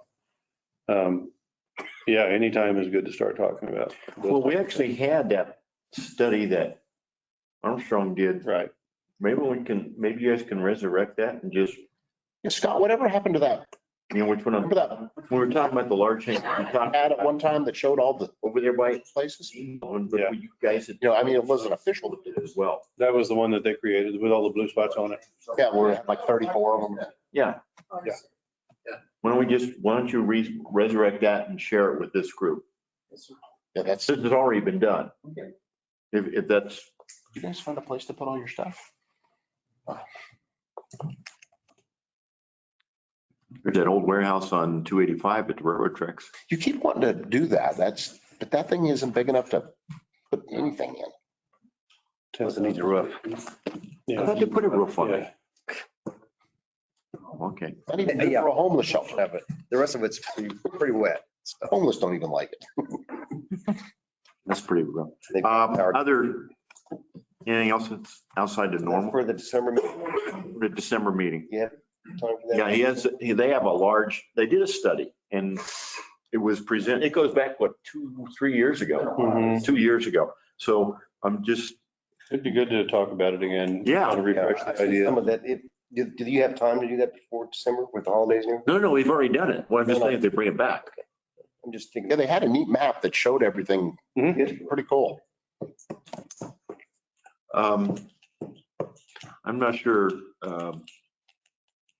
December's the right time, but one of the topics we need to start thinking about, and I hesitate to even bring this up with air sale in the room, 58 and 66. What's the long-term usage of those places? And we ain't gonna decide Yeah, anything soon. this isn't a good time because we've got leases that's going before the council. So And those leases are for what, 3 years? 5 with 5 optionals, aren't they? I will be happy to kick the can down the road for 5 years. Yeah. That one's gonna be a pain in the butt discussion. Let's Well, kick- okay, yeah, I get what you're talking about, but until you have a replacement option for the customer, you can't say, well, let's do this. You gotta have warehouses and hangars. Well, And look, see, they're not here's a flashy new thing. They move in and then you deal with the building. I would suggest that we really have, that's part of the equation. So we have a building life issue because these were built early in the life of this airport. So they have to be looked at some point. At some point, that balance shifts to where it's no longer worth keeping them going. And that's the discussion I think that first needs to be had. And then the second one is the side you're mentioning is what do we replace with and how do we replace the storage space that we have? I gotta disagree with this one because we've got the engineering reports we entered into the lease. We're bringing those two hangars up to fair market value and it's getting it off the underutilized Right. list. So That's not what I'm saying. I'm not saying that we have, at the end of 5 years, we have to do that. I'm saying at some point in the life of these buildings, that discussion has to be had. okay. That's what I'm saying, is that's really what we're talking But there's no need in having that discussion now. today. No, Okay. not So at all. So I'm good with We're on that. the same We page. could kick that one down.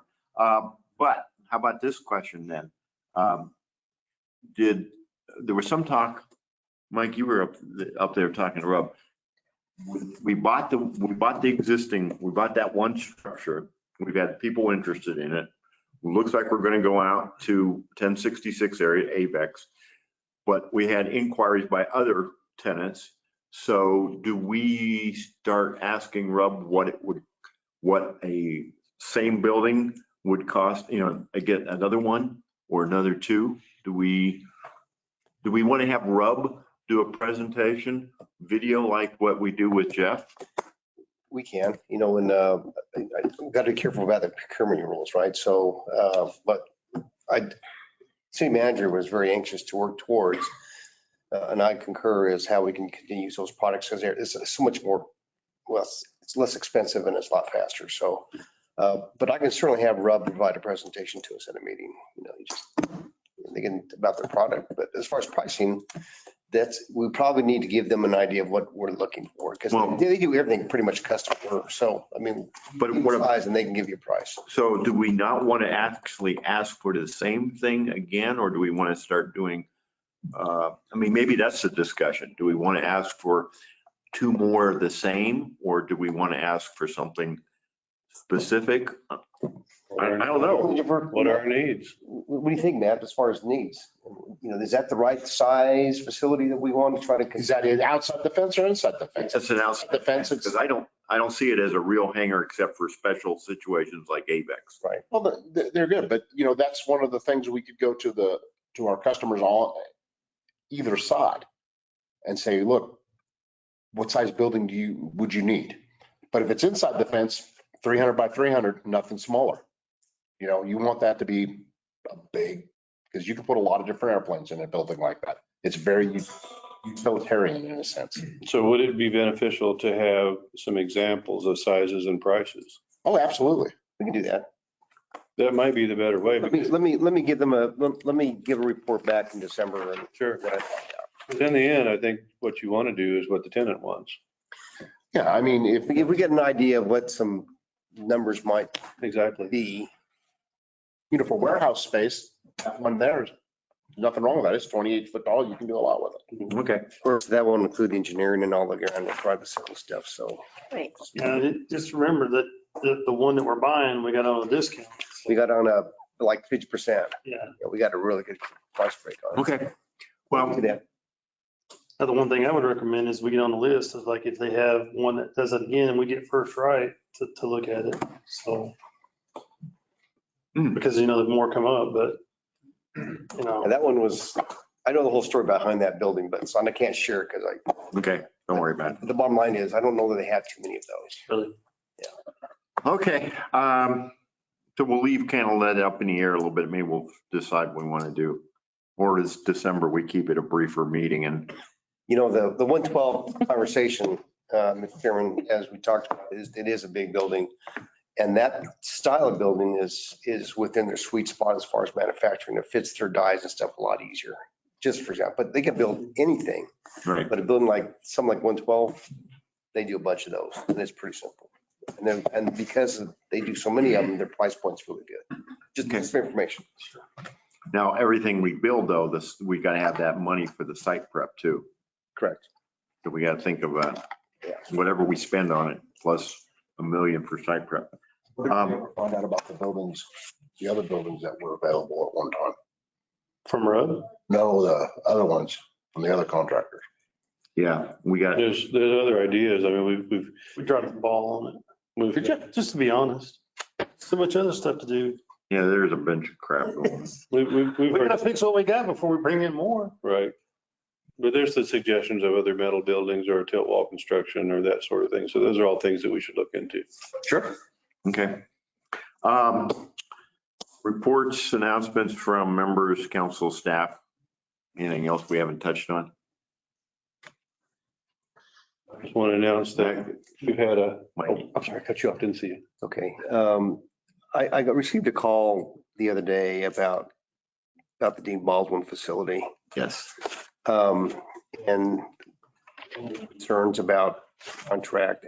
I'm not negotiating the contract. Good. What's going on with Dean Baldwin, I guess is my question. Are they good for, We're in litigation. Wow. Don't ask Dennis. Okay, that's just where we're at. they have about what, 150 employees out there? I don't know what they got, but No, I don't have that many. 40 maybe. Yeah. 40 or so. Okay. but we've had attorneys talking to attorneys, and that's who needs to be talking to whom these days. Represented parties need to go through their legal counsel. I agree. Not outside entities or directly to elected officials or city staff. Okay. Okay, next. Wisconsin. Yeah, keep them out of trouble. I should have stayed with mine. Yeah. So I just wanted to announce that, we've had a position open since we lost our ASC, and we have gotten an acceptance on the offer that we made for one. And so we should have a new ASC coming in. And an ASC is? An airport security coordinator. Thank you. And that should be on the 29th of this month. Looking forward to welcoming Mr. Don Fisher. He'll be coming to us from the Department of Energy. Okay, that's good. He was also OSI when he was in the Air Force. No kidding. OSI. Yeah, it's the ones that the FBI try to aspire to. Like Oscar and The FBI created OSI back in 1947. I thought OSI was before the FBI. Oh, no, I guess, no, the G-men were around before that. That's right. Trust me, we go way back. On that note, all right, now, public participation. I'm going to go around the room. We'll start with Larry. Larry? Happy Thanksgiving to all of you. All right, thank you. Yes, you had asked for a quick presentation on the EA last meeting, so we have a slideshow if you care to watch. Sure. Is it yours? Yeah, it's the same. What you gave me? Matt. Oh, shoot, I forgot. Look at that. Yeah. All right, who's going to do the actual presentation?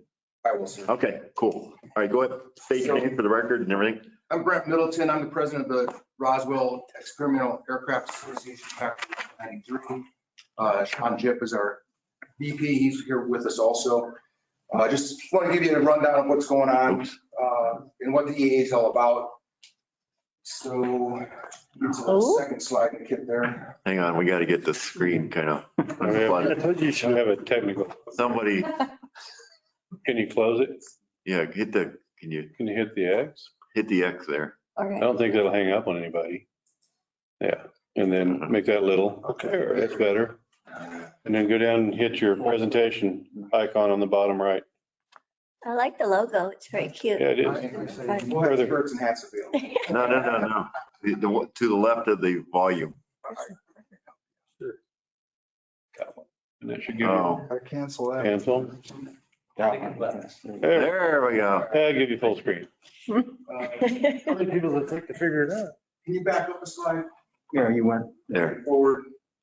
Thank you. So what's going on? EA 1193 had been around for years and years and just kind of went off the wayside. So we brought it back to the area about 3 years ago. Next slide. There we go. So what is the EA? It's an association of, that was started by home builders. Next slide, please.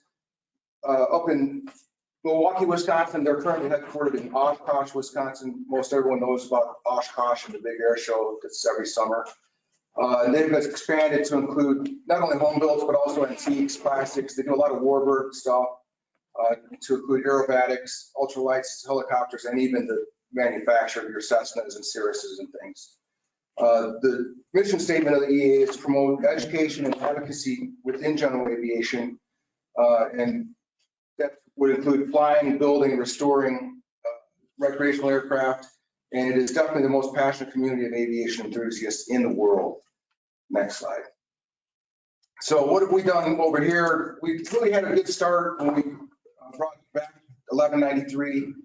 It was prior to COVID, and then COVID hit and really put the brakes on it because we could not meet with more than 5 people anywhere. We had 34 active members.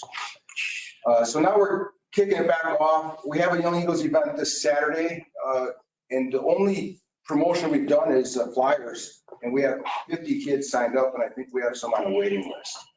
So we have about 8 to 10 volunteers for the ground crew, to include AV flight, and we have 3 aircraft. So we're hoping to get all these kids up in the air Saturday morning. Just coming, so 2 days from now. 2 days from now, yes, sir. All right.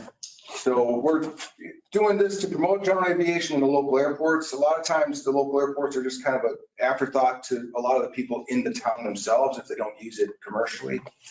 And we're here to provide education in building and flying aircraft. And that kind of leads into the gateway of future pilots for the area. As we all know, there's a pilot shortage that's going to continue, as well as AMP mechanics for all the MROs on the airfield. And personally, I hate it when I see corporate aircraft, oil, whomever it might be, bringing in outside pilots to fly their jets when we should be having these kids grow up to be pilots to fly the jets locally, you know? And I can speak from experience, it's hard to bring people from the outside into the area and keep them here. So down the road, I think it's a big deal that we can create some pilots and interest here as well as mechanics. EA also, the national organization provides scholarships for pilots as well as workshops and aviation events. Next slide. We're an all volunteer organization. We're a 501c3 nonprofit, and one of the major goals is to bring affordable general aviation to include instruction and aircraft rental to the area. Right now, there's only 1 aircraft available to rent at Roswell. It's well over $200 an hour for those single engine Cessna. So that really puts the brakes on a lot of people's aspirations to become pilots or even be introduced to flight.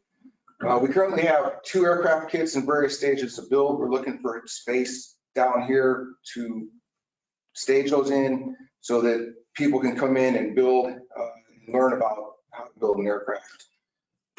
We're open to anyone who has an interest in aviation from, you know, middle on school on up. And we were on the schedule for the STEM that got canceled this year. So we're hoping that that will be something next year we can do with a nice display. Also, we're welcome to presentations or workshops for anyone from schools to local businesses. Next slide. So current needs, as I said, we've been looking for hangar space. We've talked to a couple of T-hangar guys that have offered maybe some space. Jen Air has said they may have a corner of the building we can use. So we'd really like to have a permanent area that we can keep these kids in and have everyone come out like a weekly build night. Again, promotion, we're looking to promote the chapter and aviation and the Roswell Airport, of course. Funding we always need. It's been a really rough 1.5 years with COVID. So hopefully this event on Saturday will help us with some more visibility and some donations.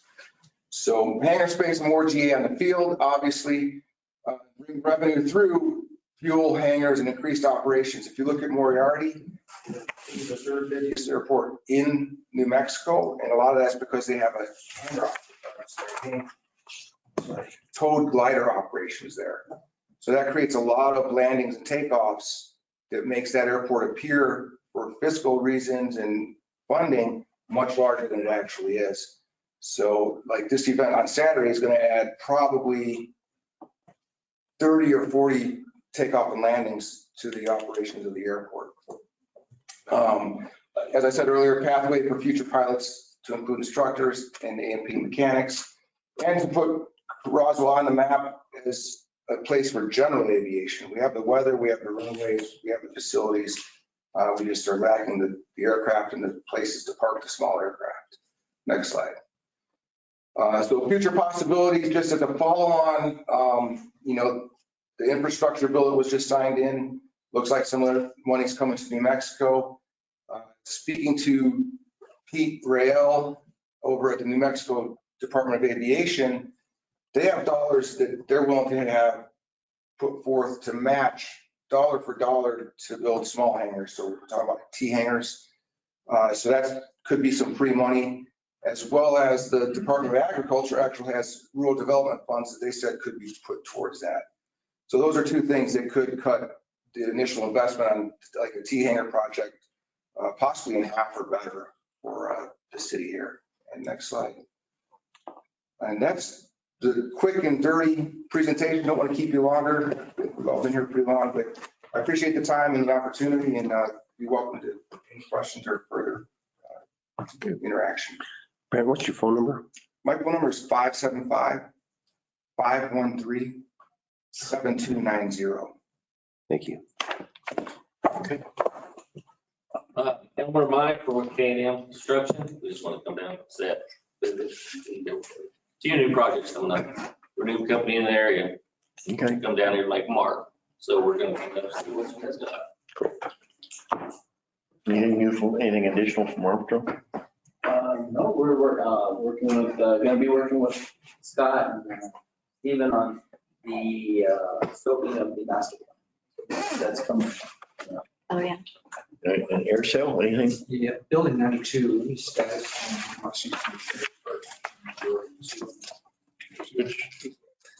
Working on the roof PO, is that correct, on the front? Jenna's she's got the bids coming in for the wall work, and we're waiting on the insurance, to switch the insurance money through procurement. I give a timeline, but I've got someone who needs to move in that office as soon as I can. Yeah, I can have Jenna give you a call. Probably tomorrow. She's busy today because she's got to do legal and then council. So she'll call you tomorrow. All right. Anything else? All right. I got 3:22. I'm going to call us adjourned. It looks like you got